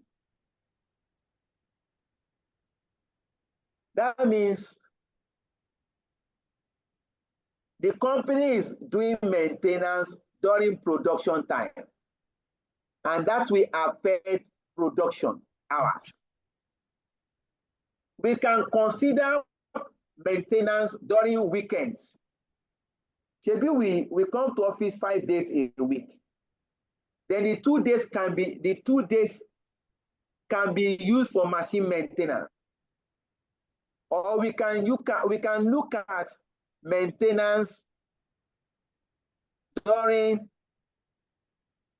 outside production hour. Production hour is between 7 a.m. and 8 p.m. Then we can look at maintenance before 7 a.m. or after 8 p.m. so as not to disrupt production process. That is one. It is even possible. Yes, I'm listening. Or we are listening. It is even possible because the maintenance officers are on ground 24/7. Yes. It is possible to do this because they are contracted staffs. After we have finished production, you can come and do your maintenance in the evening. Do not disturb production process. What about 1 hour for lunch? Is it not too much?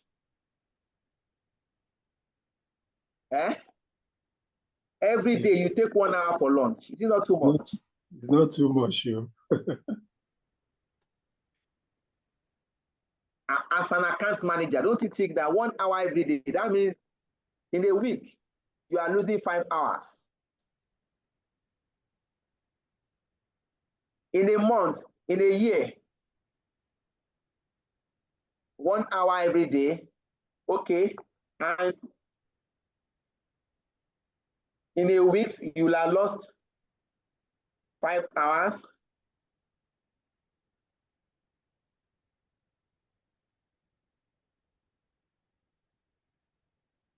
Then in a year, 5 multiplied by 50, you have lost 250 hours.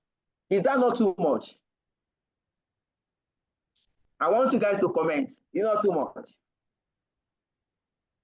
A motivated labor force is also important for, increased production. So if you reduce their lunch time, they are not going to be motivated. Okay, I agree with that. But we can frame it also. If we stagger the lunch, we can train our staff to be able to use more than one machine. So that if one staff is not available, another staff can stand in for the other. It's not possible. We can train our staff. Look at it. They said the skilled workers are currently only trained to work on one type of machine. That means if you can equip our staff to be able to work on more than one machine, if a staff is not available due to staff absenteeism, another staff can cover a bit. Is that not possible? Yes, sir. It's possible. And but do you production will still continue. Do you consider the labor cost, Sha? What labor cost? The labor cost will increase. Okay, let me ask you. If you go on leave, somebody is covering your work, are they going to pay the person extra salary? You know, No. if it were, You have not answered my question. sir, If you decide to go on leave and somebody is covering your bit while you're on leave, would they give your salary to that person? no. Yeah, you can now explain your point now. My own aspect is that in case the staff are being taught how to operate on the more than one machine, right? Eh. So the rest what do you call it? This off time or weekly out of work time will not be enough for them as well. And we are not going to train you during big days now. We are going to train you weekends. I keep on telling you, you have to be thinking like the manager. I will not tell you to come and do training on Monday, Tuesday, Friday to Friday now. I'm going to put training on weekends and Sundays to ensure that production is not disrupted. Agreed. I can even do training on the job training. You know how to use machine M. I know how to use machine C. You will train me on machine M. I will train you on machine C. All of us are in the same office now. The way management will do this, they are going to ensure that additional cost is not incurred. Exactly. Let's go to the. But sir, Yes, if a worker is covering for another absent worker, it could probably result to overtime because he will probably have to do his own work together with the one that is absent. So it could result into overtime, and the company would have to pay for overtime. Okay, agreed. But in some cases also, nobody will be on leave. We still do overtime now. It's not possible. But it's not as likely as when one is on leave and when somebody is on leave and one person is covering the two schedules. But as a worker, if you are paid wages, you will not also be paid for the time missed. I didn't get that. If they are being paid wages, any worker that is absent will not receive pay for that day. So the pay he's supposed to receive can also be given to the person doing overtime. You know, the assumption is that workers are paid fixed salary, whether you come or you don't come, under throughput. Okay. You get my point. So that worker will still be paid. Because if it will be daily, it will make it a direct cost. Thank you. Let's look at the point we have. Machine M, look at it just from the first point. Machine M is currently only fully functional 90% of the time.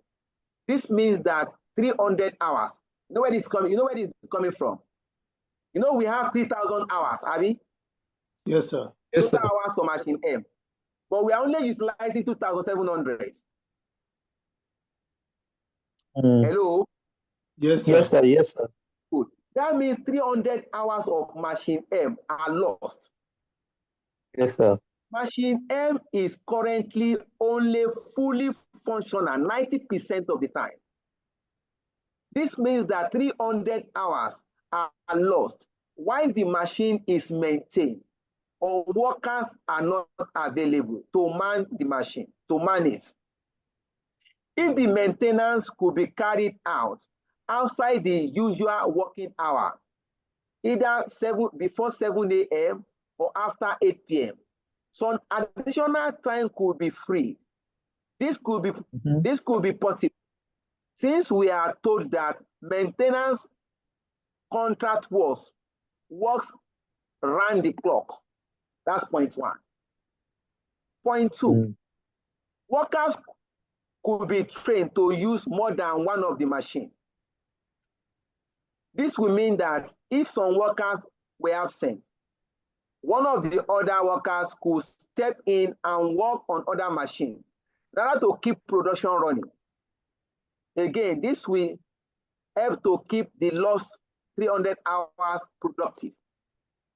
Point three, the most obvious machine time which is being lost is the 1 hour per day for lunch time. For example, I should not go and eat. Not like that. So you are still going to eat. This amounts to 250 lost production hour per year. How do we get that? 1 hour every day. Multiply by 5 days a week. Multiply by 50 days a year. That will give you 250 hours lost to lunch. This additional 250 hours could be used to produce an extra. Look at it. We can use this hour to produce extra large panel. Instead of turning the customer back, we could have produced, look at it, these 250 hours. To produce large panel, we require 1.4 hours. We can use this hour to produce 178 large panels. 178, yeah. 179. Okay. Approximately, right? Yeah. Okay. Note, large panels should be produced first, in preference to small panels, since they generate higher throughput per machine hour. Now look at it. If workers were trained to use all the three machines, then if the lunch time is staggered, we can stagger the lunch time. All the workers will not go to lunch at the same time. We are not going to stop production. If we have gotten 10 productive workers, we can say 2 of you go for lunch first. Remaining 8 will continue with the work. Since all the worker can use all the machines, we are not going to miss anybody. You are still going to enjoy your lunch hour, but all of us cannot go to lunch at the same time. Even in banking, even in bank, if you look at the banking, all the tellers cannot go for lunch at the same time. The lunch time will be staggered to ensure that tellers will be available in the banking hall to attend to customers' requests. How does it stand to you that all of us are going for lunch, banking hall, let's close banking hall, you can't transact? How will you feel? We have to stagger the lunch. Is that clear, please? Yes, sir. I have just 10 minutes. I wish to do the second question. Go ahead, sir. Okay.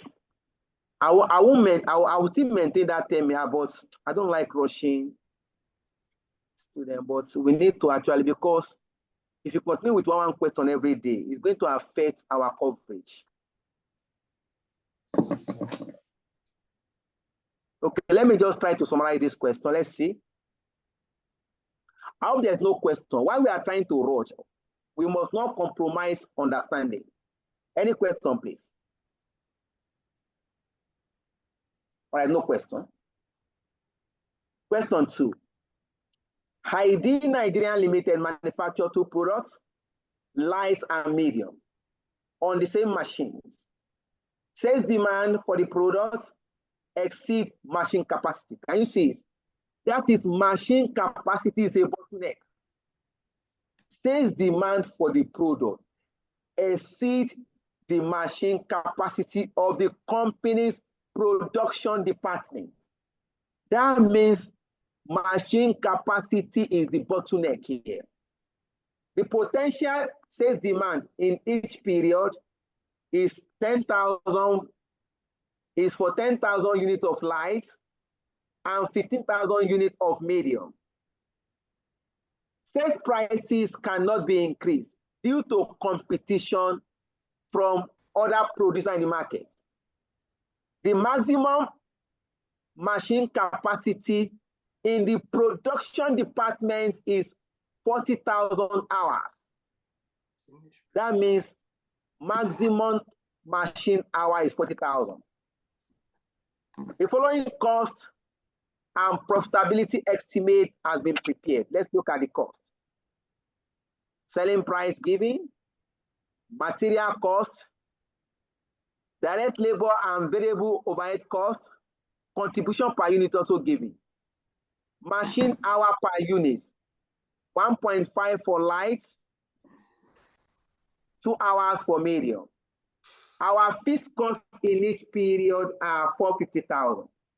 Requirement A says, using marginal costing principles, calculate the profit maximizing output in each period and the amount of profit. Now, the question Kule asks me, that requirement A is what we call using limiting factor analysis. Examiner says calculate the profit maximizing output. Please note, profit maximizing output is also the optimum production mix. Hello? Aye. Aye. Your profit maximizing output is also your optimum production mix. That is the production mix that will maximize profits. Is that clear, please? Yeah. Yes, sir. Now, to answer requirement A, we are now going to use marginal costing principle. That will take us to limiting factor analysis. Limiting factor analysis uses marginal costing principles to determine optimum production mix where there is a single limiting factor, where there is a single binding constraint. Is that clear? In this Yes, case, sir. we are going to calculate contribution per unit. They have done that for us. Let's go to that solution quickly, because I want to try and we are still going to office tomorrow. Look at this. Look at the part A. Take your products, light and medium, pick your contribution per unit, 30 naira, 35 naira, pick the limiting factor. Machine hour is the limiting factor. To produce a unit of light, the machine hour is 1.5. To produce a unit of medium, the machine hour is 2 hours. Now, calculate contribution per unit of limiting factor. It means that calculate contribution per unit of the machine hour. 30 naira divided by 1.5. Please divide. 20. 20. 35 naira divided by 2 hours. Please divide for medium. 17.5. 17.5. You have gotten contribution per unit of limiting factor now per machine hour. Now do your ranking. Light is giving you more contribution per unit of machine hour. You are going to rank light first, then followed by medium. In this question, there is no condition. Yeah. Is that clear? Yes, Unlike sir. the question we solve, we have a condition. 1,000 units. Therefore, we are going to start with what? Light. Look at it. Our optimal production plan, subject to available machine hour Available machine hour is 40,000 hours. Tomorrow.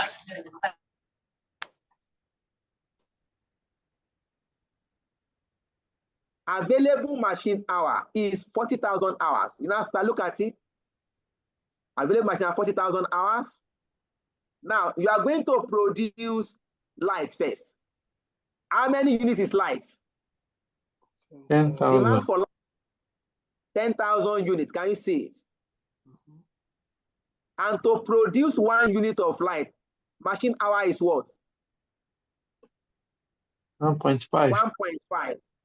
Come here, look at it. First, light, number of unit 10,000 multiplied by 1.5 machine hour. That means we are going to use 15,000 machine hour to produce light. Out of 40,000, we are going to use 15,000. We are left with what? 25. 25,000. You now move to medium. Medium. We have just 25,000 hours. And to produce 1 medium, we require 2 hours of machine. How many medium can we produce? 15,000. That becomes 12,500. 25,000. That becomes 25,000 hours divided by 2 hours. We can only produce 12,500. Even though the demand is, look at it, look at the comments here. Look at this here. Look at the comments. Profit will be maximized by making and selling 10,000 units of lights in each period. Maximum sales demand. This will require 15,000 machine hour. The remaining 25,000 machine hour will be used to produce 12,500 units of medium. Even though demand for medium is how many? 15,000. 15,000. We can only meet 12,500.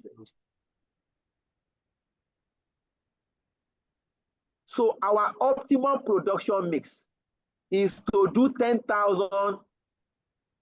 We are going to do 10,000 units of Maximum. lights Plus the sales, by the sales. and 12,500 units of medium. Is that clear, please? Yes, sir. Yeah. And the amount of profit, look at it, amount of profit, contribution from light. What is contribution per unit for light? Please, you are going to, it's per unit. Oh. Don't go and pick this. So this is contribution per unit of machine hour. This is per hour. This is per unit. So 30. That's 30 now. 30. For medium, 30, 35. So come here. 10,000 multiplied by 30 naira, that will give us 300,000. Contribution for medium, we are going to do 12,000 units. We cannot do 15,000 units. Multiply by 35 naira per unit. That will give us 437,500. Total contribution. Please sum up. Then less your fixed cost. Our fixed cost is 450,000. That means profit is 287,500. Is that clear, please? Yes, sir. Please just give me like 10 minutes, I will round up. I just want to manage this time. I hope the class is recording. Of course. The class is automatically being recorded now. Look at requirement B. Explain how throughput accounting ratio, how throughput accounting differs from marginal costing in its approach to maximizing profit. Who can explain this for us? Explain how throughput accounting differs from marginal costing in its approach to maximizing profits. Who can explain this? Even though we are battling with time, who can explain this? Okay, sir. Let me try. Okay. Yeah. Yeah.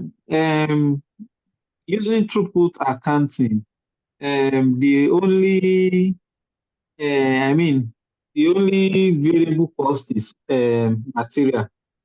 I mean, the material cost. But when using marginal costing techniques, you consider direct labor, direct material as variable cost. 100%. And That's all. You are fine. That is it. That is your 4 marks. Look at it here. That's your 4 marks taken care of.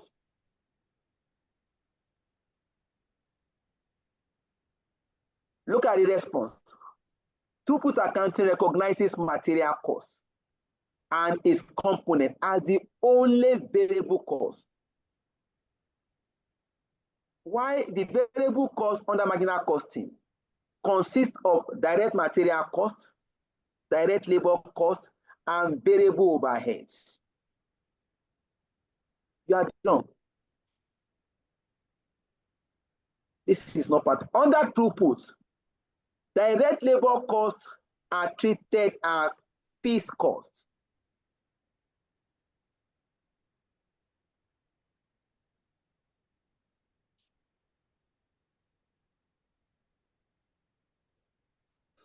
Under other operational costs under other operational costs, okay. Why marginal costing treat direct labor costs as irrelevant or variable costs? That is the explanation. We are done with that. Because what we look out for is the main point. The main point is if you are dealing with throughput, the only variable cost is material cost. If you are dealing with marginal costing, in addition to material cost, labor cost and other variable overhead are regarded as variable cost.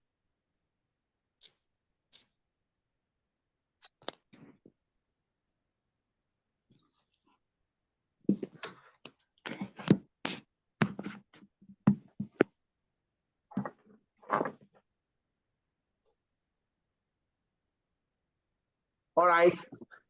The question number, the last one I want to trace, so that 5 minutes, I hope I'll take that out and move to. Look at CPAS for 8 marks. Using throughput accounting, calculate the throughput accounting ratio for light and medium. Calculate throughput accounting ratio. Let's go to it. Just pick your selling price and material cost. Pick your selling price and material cost.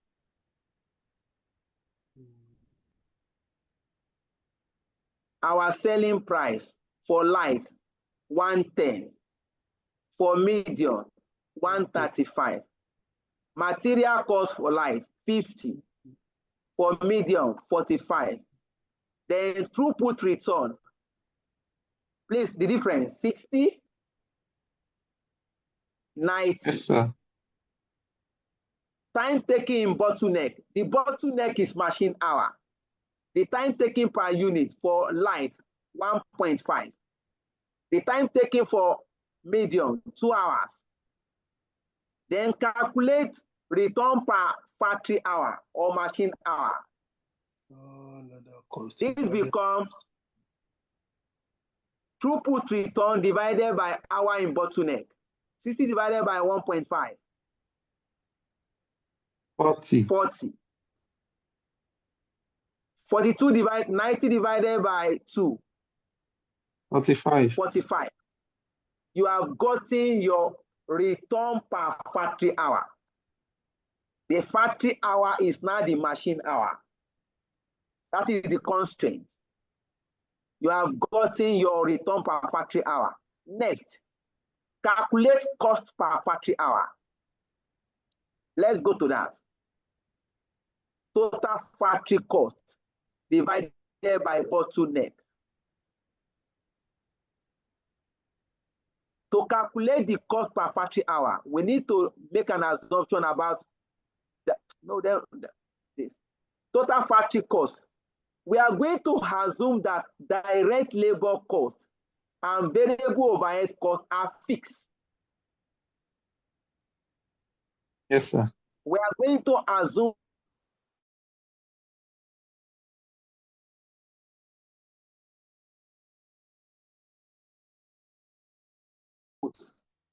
only material costs are assumed to be variable. You now come here. We need to calculate this cost.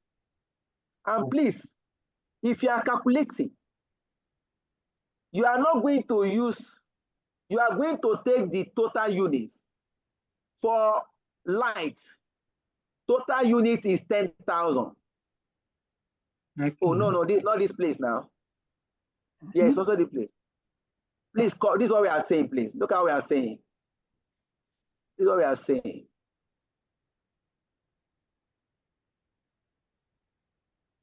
Let me go back to that question. You are going to assume that this cost, direct labor and variable overhead is a fixed cost. You are going to assume that. So you now come back here. This is per unit. 30 naira per unit of light. 55 per medium. You now go back to what is the demand? What is the unit for? Look at it. Sir, we really appreciate you, sir. God bless you. Because many people have left, and I believe that some of us that are even here are not slept off. No, we're here. Oh, I'm sorry. We are here. We are still 17. We are still 17 on the call. We are here. We are here. We are here. We are here. Just give me like 2 minutes. I'll leave the class. I'm so sorry because I'm aware that some will go to work. I just don't want us to miss this out. You are going to require this 10,000, 15,000. That's what you are going to take. The total. So you come here, look at it.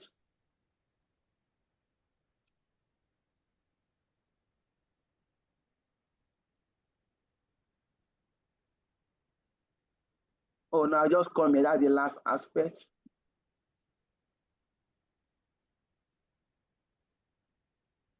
For light, 10,000 multiplied by 30, that will give me 300,000. For medium, 15,000 multiplied by 55. Please multiply. It's 25,000. That means our total direct labor and variable overhead is how much? Sum the two together. 1,125,000. That is the total direct labor cost and variable overhead cost. Now add your fixed cost to it. Total fixed cost. 450. 450 is the fixed cost. So total factory cost is 1,175,000. Total factory cost. 1,575,000. Good. Yes, now, factory cost per factory hour is equal to total factory cost divided by hours available in bottleneck. Total hours available for machine M. 40,000. Yeah, 40,000. Divide 1,575,000 divided by 40,000. What do you have?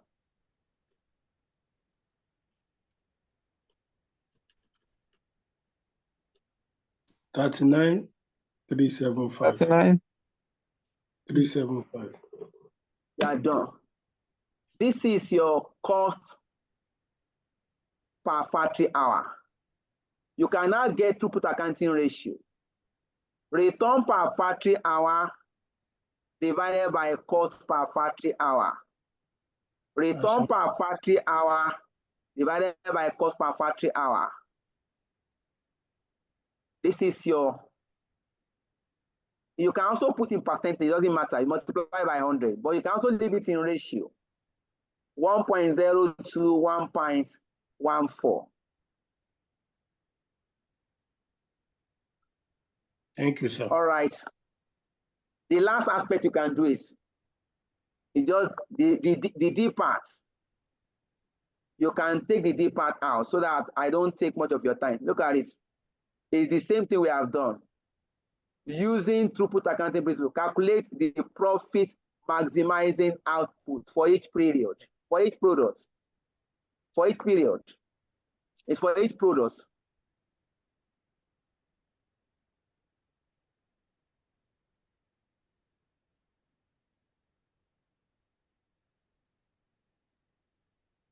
For each product and the amount of profit. The same thing we have done now. Yes, sir. You have done your ranking. That means you are going to start with product what? Product what? Medium. Medium. When you are done with medium, you now go to light. Right. You must do medium first. Where is it, Seth? Look at it. I'm going to do medium first. Shiwaju. All right, it's no problem. At least you haven't tried. I'll give you the extra 15 minutes. You have tried. All right, thank you for your time. My sincere apology for taking your extra time. You're most welcome, Thank you very much. We appreciate, sir. Appreciate you. All right, let's have a blessed evening. Please, I'm going to send an assignment to follow. Okay. All right. May God give us a better understanding. Amen. Oh, Mr. Akole, I hope you are fine. Very well, sir.